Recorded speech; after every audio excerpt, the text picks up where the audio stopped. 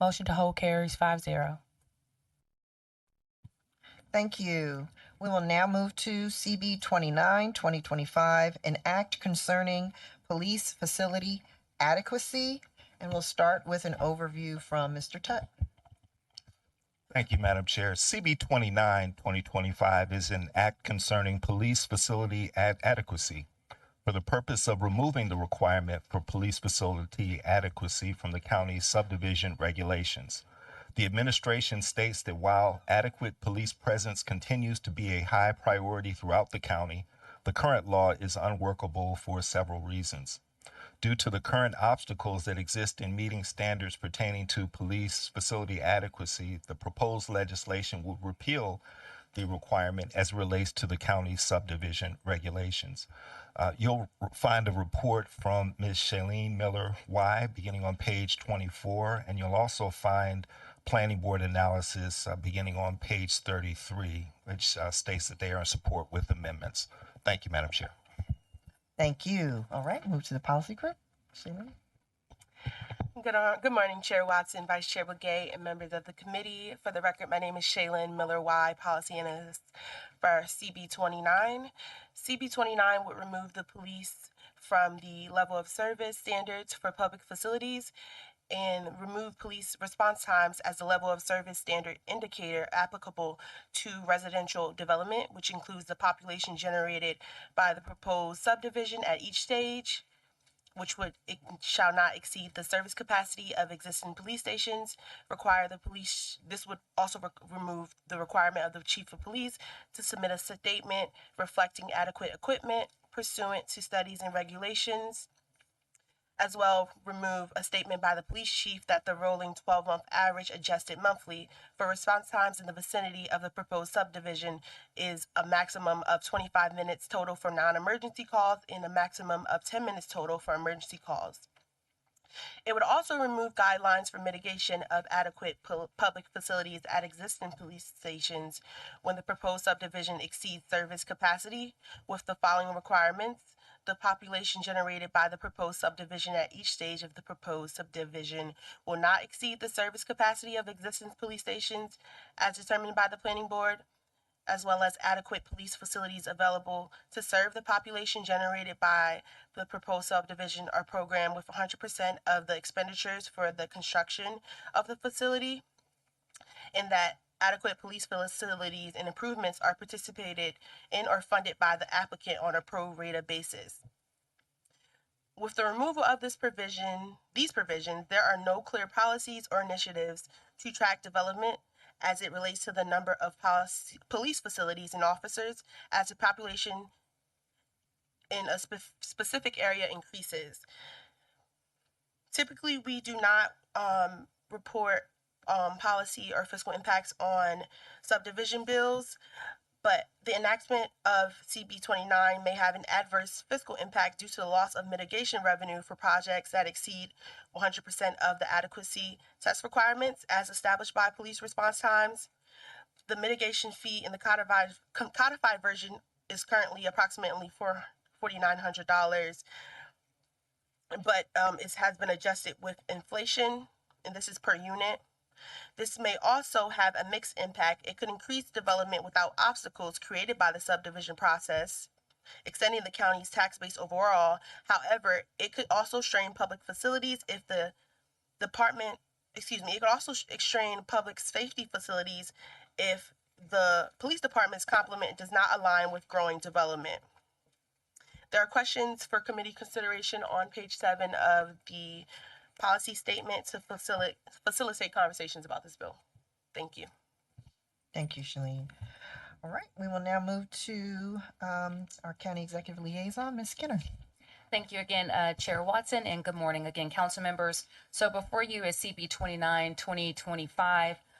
This is a council bill removing the police facility adequacy mandate as it relates to the county subdivision regulations. While adequate police response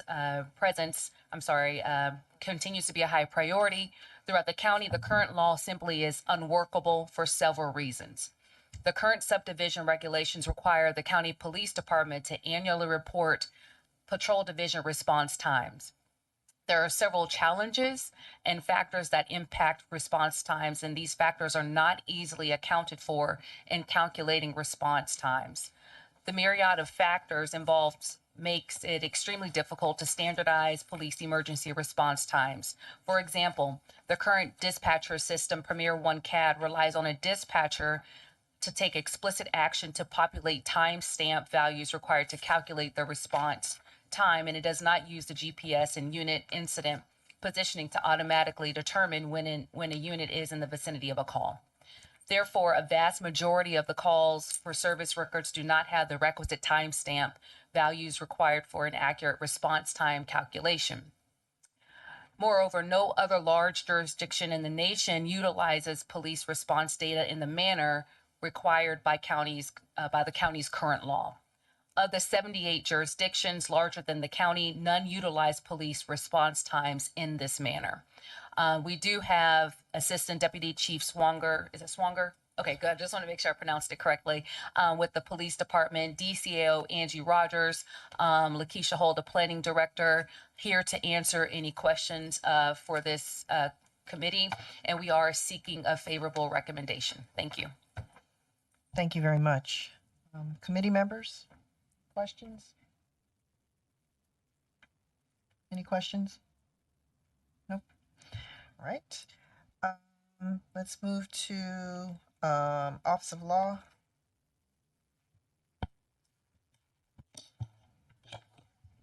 Good morning, Madam Chair, and to all committee members. We've had the opportunity to review CB 29 and find it to be legally sufficient. Thank you. Yeah, I'll ask my questions afterwards. So now we will move to our speakers list. And our first speaker is Matthew Tedesco. Mr. Tedesco, you can come sit right here. And you have 3 minutes. Excuse me. Good morning, Madam Chair, members of the committee. For the record, Matthew Tedesco at the law firm of McNamee-Hosey. I'm here on behalf of a number of different clients. First and foremost, I probably have lived with this issue longer than most. So I want to give a really quick background on how we got here. In 2004, 2005, CB 89, 2004, CB 56, 2005 were enacted, creating the police response time test. We first began to see issues with the response time test in 2009 and 2010. And the issues that occurred then, that non-emergency times were shorter than emergency times. So think about that for a second. Non-emergency times were shorter than emergency times. That's facially impossible. We challenged it. We questioned it. We spent 3 years trying to get to the bottom of the police response time test through potential litigation, MPI requests, countless hours poring over data, and meeting with the Prince George's County Police Department and Public Safety Communications. What we learned, and what still exists today, is that the test is broken. It doesn't work. It has no rational basis. The 10 minutes was pulled out of thin air. It doesn't fit a county as diverse as Prince George's County geographically, as well as its development inside the Beltway, outside the Beltway, and then the rural areas. The test fails and all legal constitutional standards without having any proper nexus or proportionality. Calls are not dispatched based upon emergency and non-emergency calls, yet that's what the law requires the police department to analyze, emergency and non-emergency calls. We have general orders from the department as well as the Public Safety Communications. Police calls are dispatched, at least they used to be on priority E, now they're on priority 0, 1, 2, 3, and 4, that have very specific times when those calls must be dispatched. A priority E or priority 0 call is the highest call service in the county. Those calls are required under the general orders to be dispatched within 5 minutes. Yet our standard only allows 10 minutes for an officer to respond. They don't align. The test requires the police department to do an analysis of data for emergency and non-emergency calls when that's not even how they dispatch calls. That's a problem. In March of 2012, the police department sent a memo to the planning department indicating that all the times that were used in 2009 and 2010 were wrong, based upon how they were being calculated and determined due to the calls for service. In 2016 and 2019, the new 911 center and software upgrade occurred, no times were even sent during those time periods. In 2019, the Chief Information Officer sent a memo to the Chief of Police indicating the errors and the problems with the response time and actually made recommendations on how to fix it. It never occurred. On August 26, 2019, the Planning Director sent memorandums to the council as well as the county executive indicating that the times were exceeding 10 minutes again. In July of 2020, CB 2020 was done, which was in an effort of the council to address this decades-long issue. Is my time up? Oh, shoot. Okay.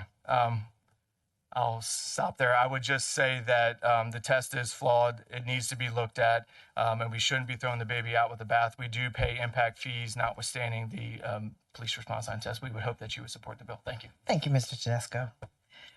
Thomas Haller?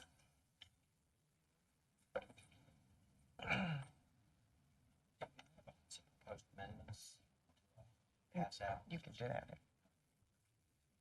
Thank you. You have 3 minutes. Thank you. I'll speak quickly. Let me make. Okay. Good morning, Madam Chair, Madam Vice Chair, members of the council. Thomas Haller on behalf of several clients who were also impacted by this. I do want to note that one of the things that has created greater urgency and consideration of this legislation is that Park and Planning just dropped new numbers last week. Half the county, it cannot move forward with any development applications for subdivision for residential projects. 75% of the county fails in some form or fashion. And so the impact that has on projects is devastating.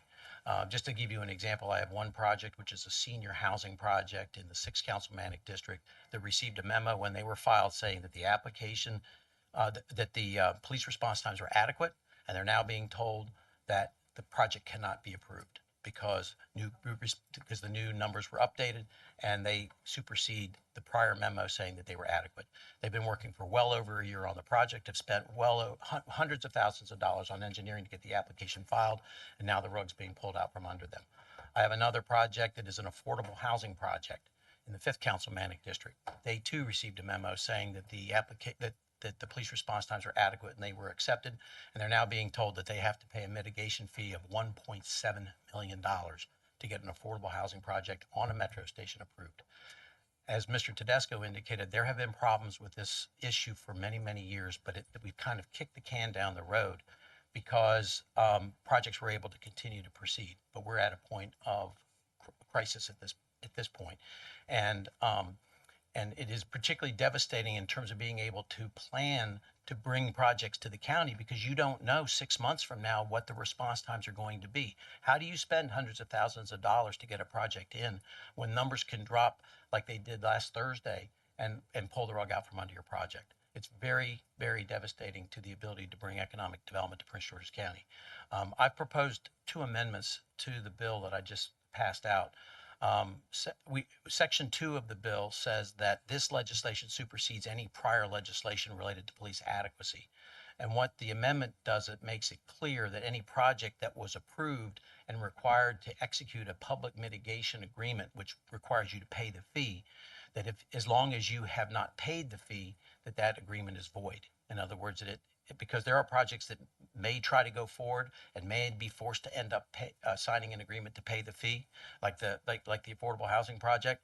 But if this legislation doesn't get passed before they go forward, they're going to have to sign that agreement. So this would void that agreement, not require them to pay the fee. The second amendment would have the bill become an emergency bill to allow it to take effect on the date of its adoption.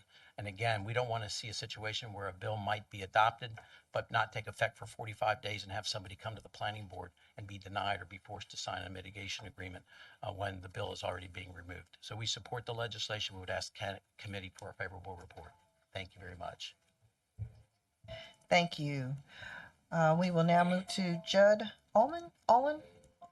I'm sorry. Hopefully I said that right.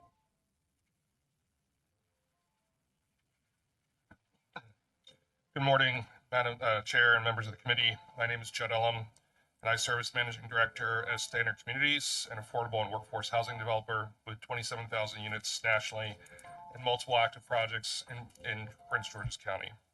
I'm here today to express concern about the recent implementation of the police adequacy standard within the adequate public facilities review process.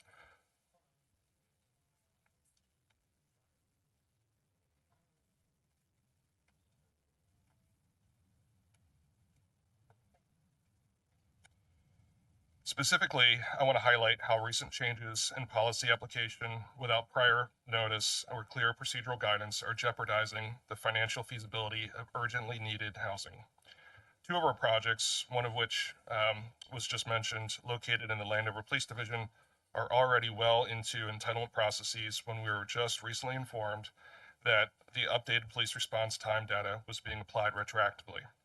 Despite previous favorable APF determinations, we are now being assessed mitigation fees of over $6,100 per unit, resulting in a total cost of approximately $3 million across the two projects. These costs are not factored into our original underwriting, nor into the assumptions that we use to apply for pilot financing or prepare our tax credit applications. To our knowledge, no other APF categories, such as transportation, parks, or schools, have been applied retroactively in this way. This selective and inconsistent enforcement adds confusion and undermines the process. Compounding the problem is a lack of transparency around how the response times are calculated, when the new numbers are going to be released, or what the chances are that an area will go from adequate to inadequate at any given moment. This makes it very challenging to pursue new projects because it isn't just a matter of cost, although that is certainly important, but you can literally be prohibited from obtaining an approval with not understanding as to when the approval moratorium will end. This sudden and retroactive fee assessment introduces a level of uncertainty to an already challenging development environment. We're navigating rising construction costs, volatile interest rates, and persistent supply chain delays.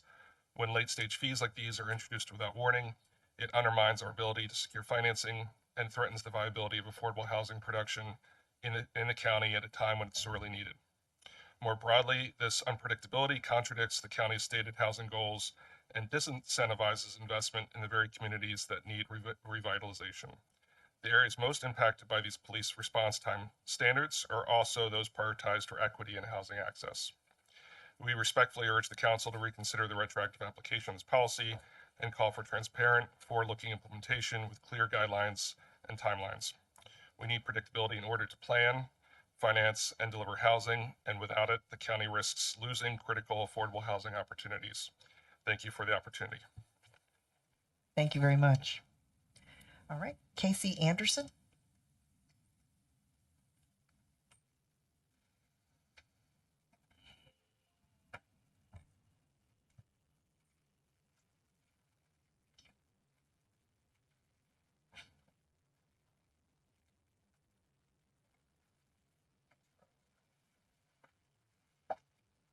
I'm Casey Anderson with Rogers Consulting. I don't want to go over what's already been said, so I want to direct your attention to the top sheet I've handed you, which shows some numbers.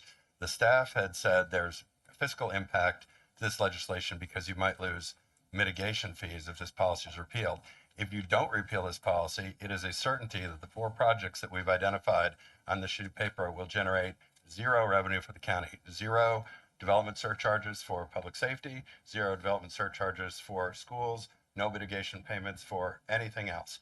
The total loss from just these 4 projects that we identified that would be placed under moratorium is $123,286,030, including $31.7 million specifically for public safety. So talk about cutting your nose off to spite your face. If you allow this policy to stay in place, these 4 projects will die and the county will get none of that revenue for any of those purposes. In addition, Sage Consulting, whose analysis we presented at PHED a few months ago, concluded that the net positive contribution of revenue for a townhouse selling for $550,000 is about $5,778 a year every year after that townhouse is built, sold, occupied by taxpaying residents of Prince George's County. You see the other numbers there below, so you can see how I've done the math here. It is I submit to you a conservative estimate of how much the county will be losing every single year if those projects die. The county will be losing $27 million a year in net positive contribution to the finances of Prince George's County government. That doesn't include the economic benefits to construction, employment, to other indirect economic benefits to the county or the people who live here, just the money that Prince George's County government loses. So I put it to you, if you insist on continuing to apply this policy, you will be losing a lot more money than you're getting both for public safety and for other essential public services and infrastructure. All right. I think our vice chair has a question for you, Ms. Casey. I have a question. So in one of your attachments that you sent, you asked a repeal of the adequate public safety test. And and I gotta find the part where you said that this is not how it's handled in other jurisdictions. And so based on your experience, I would like to know how is it handled in other jurisdictions, because I think you would agree that we do need to make sure that any new development has adequate response time by the police, right? Well, the first part of the question, I think you asked two questions at least there. I'll try to unpack that. First, in my experience in Frederick, Montgomery, Prince George's, Charles County, where I have direct experience, and also my knowledge of the rest of the state and region, I've never seen a public facilities ordinance that required payments for police stations, fire stations, and the like. Frederick County, for example, has a library fee. That's a little bit unusual. Most jurisdictions have a payment for schools, and often they'll have some sort of payment or mitigation requirement for transportation. Highly unusual, if not unknown in the explored universe, for there to be a separate public safety fee. I would say with confidence that there is no such fee that is tied to response times. And I don't think that's a coincidence, because typically impact fees, development surcharges, and the like that are tied to new development are aimed at capital projects, things that can be built with money that a developer provides at the time the project is built, to make sure there's infrastructure, there's facilities, there are amenities that are available. I've never seen a public facilities charge that tied to the ongoing operating functions of government, like police deployment, for example. And I think there's a good reason for that nobody else does it that way. It's because there's no connection between real estate development and where police departments decide to deploy officers, or how many people that they hire to be in those patrol cars and get sent on emergency calls. So that's the answer to your question. I would say, secondly, and to the second part of your question, I certainly agree it's important that public safety be maintained in Prince George's County. I do not believe that Prince George's County is unsafe. And I don't think it's a good message to send to say that almost the entire county now has inadequate response times, that we need to be worried that the police will come if we have an emergency. So I don't think that there's a problem that can be addressed with this bill. And in general, I would say we should reconsider whether this is the kind of approach that we want to take if we're all trying to sell the county, as we all are. Thank you. And do you live in the county? I live in Silver Spring, just across the line. Okay, you live in Montgomery County. Okay, thank you. Thank you. Vice Chair Oriana. I just want to make sure I understood clearly. You're saying that you don't believe there's a connection between development and where we build housing and public safety? There's no Strain connection or between. need? Real estate developers cannot control where the chief of police decides to deploy officers. No, I understand that, but you think there's no connection between housing development and the need for public safety? I'll put it this way, it's highly attenuated at best, and it could go in either direction. Sometimes new development can reduce crime and improve public safety. Sometimes it can operate to its detriment. It depends on a whole bunch of intermediating factors that have nothing to do with whether or not any of these four projects were built. What we can know for sure is those projects will not be contributing property taxes or surcharges for public safety or anything else if they don't move forward. Yeah, and I'll just say this. I definitely hear, especially what some of your other colleagues said and the reasoning. I just want to make sure when we're giving reasoning to do something, we don't stretch so far to say something that just doesn't make sense. So that's it. But thank you, Chair. Thank you. Oh, Mr. Dernoga. Yeah, I just had more of a technical question. The four projects that you list, Hyde Landing, I'm assuming that's down Piscataway Road. Right. Grove at Hyde Landing is down Piscataway Road. Right, yes. Dobson Farms is in Brandywine, more or less, Accokeek. Yeah. Where's Saddle Ridge? I've worked on, the other two I haven't worked on myself. I worked on Hyde Landing and a little bit on Dobson. I'm just asking for location. Where's Saddle Ridge? I'd have to ask Mr. Tedeschi. But which where is it? Okay. Yeah, so I would just make an observation that all of these are arguably sprawl development projects that pull police resources away from the more transit-oriented portions of the county.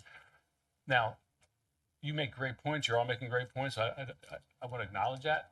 But I also want you to acknowledge that we keep supporting development in places that it's hard for us to service. And we need to take that into consideration. And I've been preaching this for 20 some years. Our general plan in 2002 and one in 2014 talked about not spreading all this development. So there are consequences that come with that much spread of development. So I'll just leave it at that. You don't need to comment. I already got the answers to my questions, and you guys know where I stand. So, although part of our stand is we need to fix it. So, All right. Thank you. Thank you. Patrick Donahue.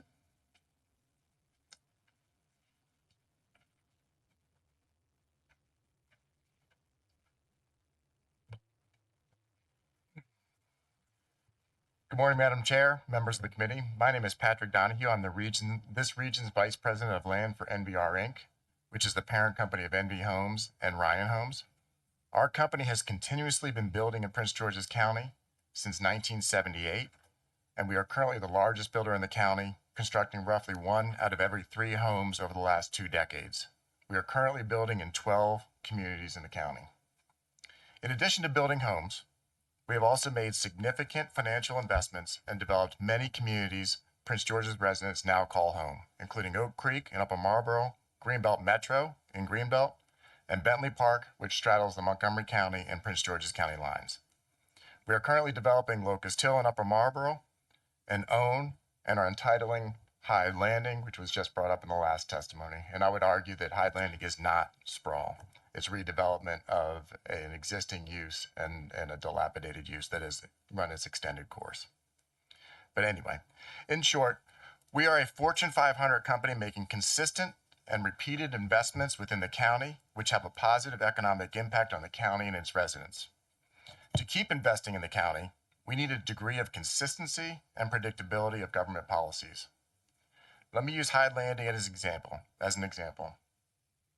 We purchased the property in December 2023 for $7.5 million and have since invested over $2 million in permitting and environmental remediation. At acquisition, we were not subject to the police response times test, but at the time we filed our preliminary plan and certificate of adequacy, we fell into the mitigation category, resulting in a $7.8 million fee. That has a significant impact on the project's viability. However, last Thursday, we were informed that recent and questionable data puts the project in moratorium with no visibility on how that moratorium would be lifted. We may have to find an alternative use for Hyde Landing due to that uncertainty. But that uncertainty will also be felt by the county.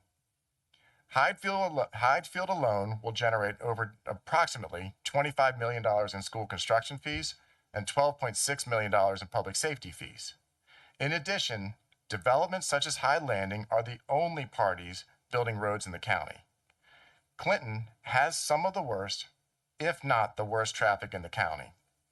Hyde Landing alone will make public road improvements of over $22 million. An area that has struggled with traffic for over 40 years will finally see some improvements. Thank you for your time and attention, and I strongly encourage you to support CB 29-2025. Thank you very much, Mr. Donahue. All right, Griffin Burns.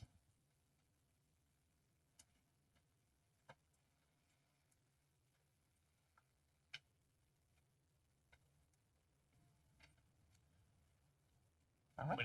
My name's Griffin Burns. I'm the director of land for D.R. Horton. I'm here just in support of the bill. We have several projects in the area, and I would agree with Mr. Tedesco's commentary, the impact that it places on developers and the aspects of the test that have been previously discussed. So I ask for the council's support in support of the bill.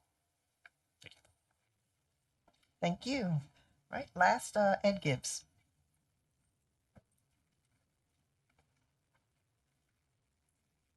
Thank you very much, Ed Gibbs, attorney with offices right here in Largo. I'm not going to really go through everything that everyone else has already said this morning or this afternoon, possibly by now.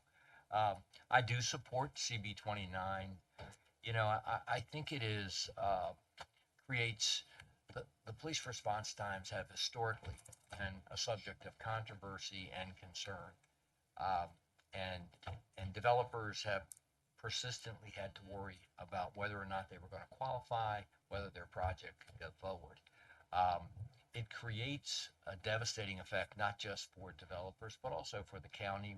The county relies upon real estate taxes that are being paid by property owners and by developers in order to fund activities within the county. And so having a report that was generated last week, which has such an awesomely adverse impact on development in the county, is just not good for anyone. And while everyone wants adequacy, while everyone wants public safety, this is just proven not to be the vehicle, at least in the manner in which it's enforced. You know, I just had a call this morning from someone who wants to do an affordable housing project not in South County. And I had to tell that person that they had their zoning that they needed. They had to go through the subdivision process. And because of this issue in particular, the ability to get a subdivision approved was highly compromised. So with that having been said, I'll simply reiterate that I support the comments made by others this morning, and hopefully this bill can be reported favorably out of committee. Thank you very much. Thank you, Mr. Gibbs. All right. Committee, any questions? Madam Vice Chair, Oyaba? Yeah, I wanted to get clarity on something.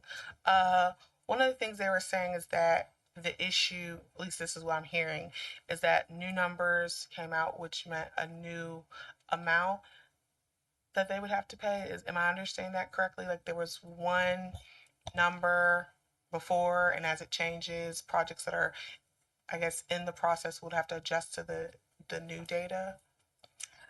Good morning, Lakeisha Hall, Planning Director for the record. So for clarification, the Planning Department works very close with the Police Department on police response times. We have the subdivision regulations and also guidelines. So we're supposed to provide frequent updates based on the data that we get. There was a letter that was provided in January of this year. It sounds like a lot of the applicants was notified as recent as last week about the information that was provided based on the data provided by the police department. So even if applicants are applying for their application as they're getting ready for public hearing, they're notifying them saying, these are the thresholds you have to meet. So the data that we currently have from the police department is what's triggering a lot of the concerns. It sounds like as recent as 2025. Last year, we had different data based on the trends that we were getting from the police department. So for clarification, it's based on how the police department responds to their emergency response times. And they can speak more about that data as needed. And is it supposed to be updated annually? Is that the way it is? And so I would defer, it's very clear in the guidelines, and so it's supposed to be on a frequent basis, but I'll defer to the police department and how they look at that information.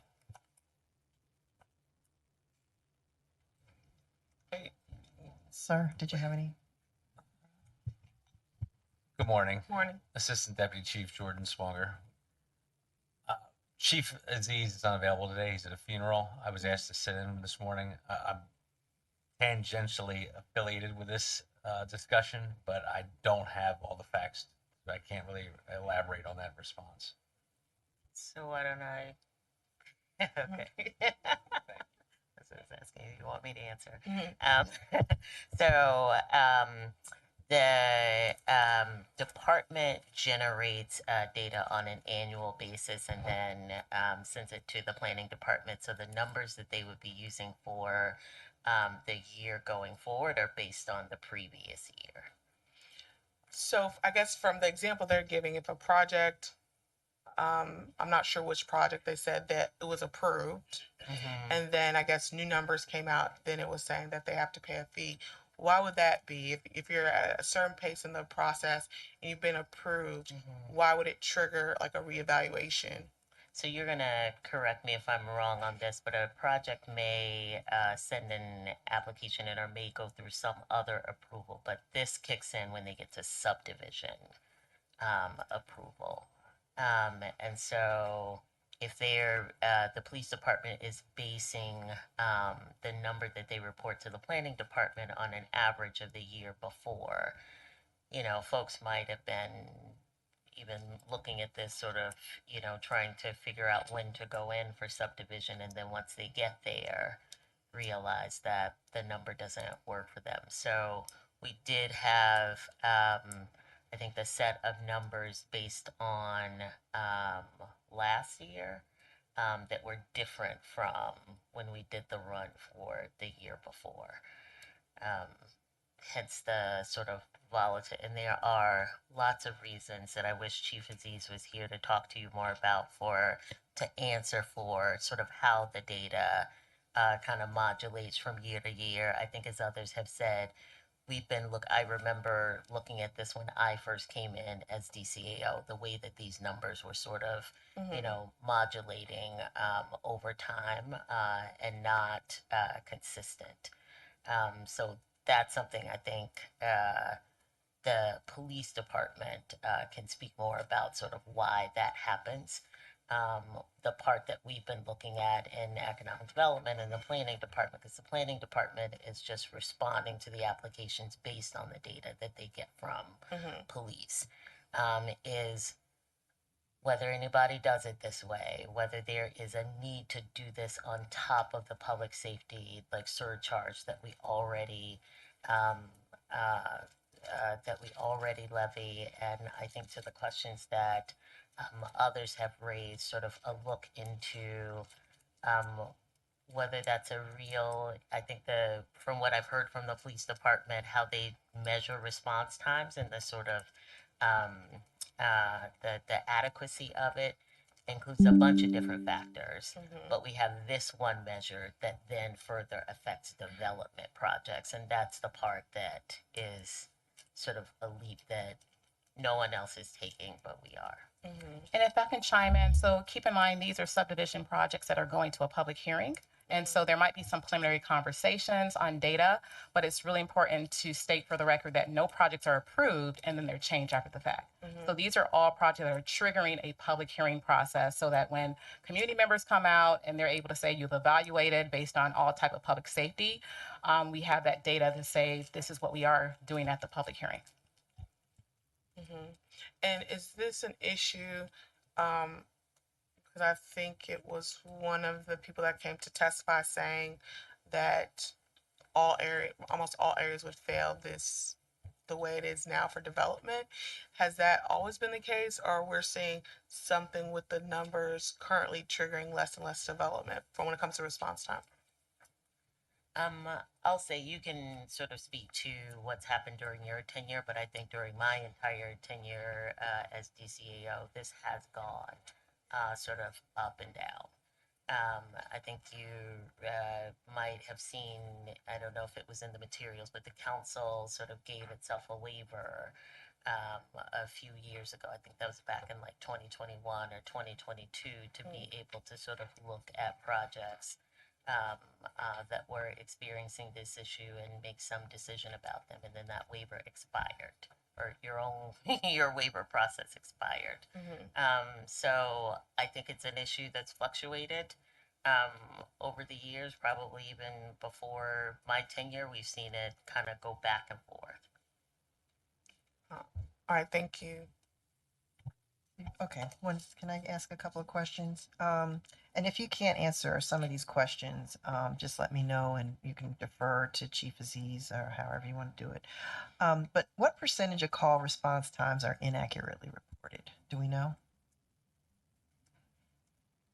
I don't have an exact number, but looking over the data in a meeting previously, we've discovered that roughly a third of them, and it's not inaccuracy in that somebody's fudging the numbers. It's just you're relying on a dispatcher sitting at a terminal who's handling dozens of different police cars going to calls to correctly enter the time of dispatch to the officer and then correctly record the officer's time on scene. So the officer responds, they go on scene, they handle the emergency, but we're relying on a dispatcher back in the communication center to physically type in that that officer did arrive on scene.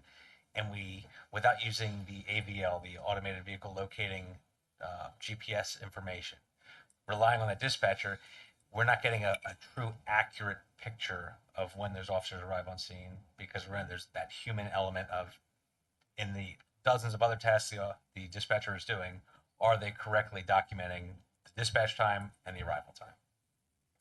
Got it. Do you think the public safety facilities surcharge adequately addresses growing development in residential areas? So I am not sure how to answer that question. I don't even want to. I think it would probably take a lot more study than sort of I can calculate off the top of my head to say whether that's true. I will say that we do have, I think, much fewer instances of ability to get a waiver from the public safety surcharge. I mean, you know, pretty much have to be a development sitting at a metro station in order to like get a waiver from public safety. More projects are paying that than are, I would say, by comparison, paying into schools. Got it. And so in order to understand the fiscal impact, do we know what the mitigation revenue obtained by the county is over the last few years? Do we have data on that? I'm going to defer to the planning department, and I would think that maybe, because, I'm sorry, do you all collect it, or does someone else collect it? You would have a count of how many times you've had to levy We this. could, so we do issue a letter of adequacy, and so we could follow up and provide that information that we've collected. So if you have a preferred date and time, we're more than happy to provide when we do get that information as part of our subdivision review. Thank you. That's all that I had. Mr. Dranoga? Yeah, I want to clarify something. In terms of, because this is confusing to me about when I'm hearing retroactive denials or something to that effect. Now, first of all, the subdivision process comes after zoning, so it's early in the process. It's before site plan, before building permits. And in the new zoning and subdivision ordinance, like a subdivision, the process was changed. So instead of assessing adequate public facilities at the public hearing, there's a certificate of adequacy that's issued earlier. I'm not sure what part of the process, but somewhere around subdivision review committee or something to that effect. So what is the new data? So if there's a certificate of adequacy and you haven't gone to public hearing, you don't have a technical staff report, where does this new data come in to kick out the approval? Or to say it's no longer adequate? How does that occur? So thank you for the question. So I'm actively texting my staff right now because, to your point, the memo was provided in January of this year. And so we've been notifying the development community when we get updated numbers. And so there's no retroactive, so to speak, but we pulled to the county executive representative's points. We pulled data from the previous year to apply to these cases. And so my understanding, there might be some miscommunication that's happening on this, but there shouldn't have been an approval before, to your point, we issue the adequacy letter. So I just want to clarify, and I'm more than happy to speak to the applicants on what they heard about being approved, and now it's changing. Okay, so if I hear you, then my point is correct. That there's a certificate letter, and if you got approved the certificate of adequacy, you're not getting that yanked out from under you afterward, are you? My understanding, the process shouldn't be working that way, sir, because the code requires us to give an adequacy letter that says whether or not you meet certain public safety requirements. And so it sounds like there was recent notification that now that projects are moving forward, that these are the things that we're now providing as part of the comments, official comments for those applications. And I think that's what's triggering people saying it's retroactive, so to speak. Okay, well, just a couple of points. Number one, the Plan 2035 Task Force, which also deals with infrastructure, we got a briefing last year on this problem. In our report that's coming out, this is identified as an issue to be addressed because of the response time problems and calculation. And I would say that task force is looking at that. And we actually asked you to address this bill last meeting, but unfortunately you had an high level overview, but you didn't have the details. And it sounds like we are short on details today. But one of the points I want to make out is the quote Ms. Galeros for the benefit of my colleagues. Normally, APF deals with infrastructure, but when it comes to public safety, when you go back to the 2004 when this all started, it had to do with vacancies and operations, because the adequacy test that's still in the code, it had to do with, are the police station facilities adequate? Well, they're always adequate. It's kind of a non-test. So that's why the council back in 2004, when there was a dramatic vacancy problem, which led to response time problems. First, we started, I might get it's so long, I might get the details incorrect, I'm sure I will. But first we had a staffing requirement, and then we transitioned from a staffing requirement to a time requirement. And we did something similar with fire. The biggest problem is getting accurate data. And I think that's a key point that the industry raises. So we need to figure out, do we want to keep this type of test? And if so, how do we get the right data? And what are the proper ways of dealing with this? But I pulled up the report that we just got in April about police staffing. So from 2017 to 2021, we had 9, 10, 11% vacancy. For the last 4 years, we've had 20% vacancy in the police department. That yields lower response times or worse response times. So ultimately, this is not about the public infrastructure. It's more about the operational mechanism. And what do we do to address this?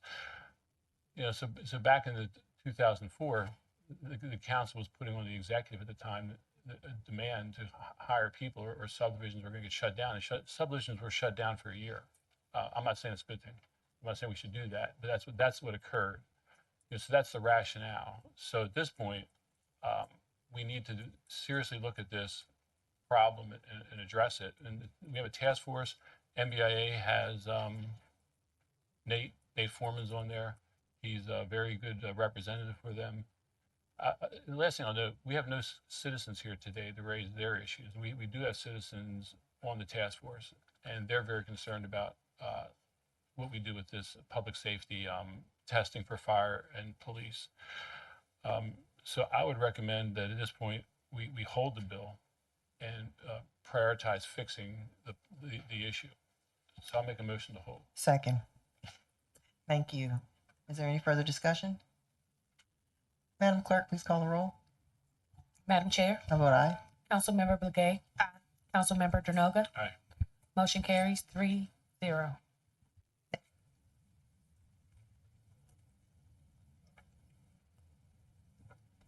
We will now move to